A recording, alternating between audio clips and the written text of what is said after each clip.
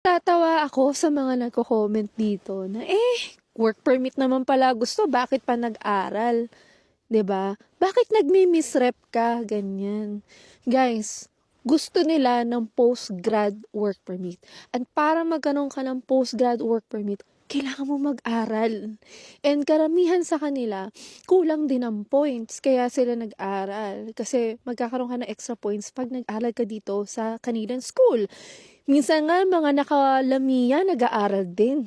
'Di ba? Kasi gusto nila magkaroon ng extra points. So, alam mo yun, iba-ibang pathways. Merong pang student, merong pang lamia, merong caregiver, iba't ibang pathways yan.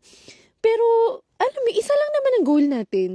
Kundi magstay dito sa Canada, maging permanent resident dito sa Canada.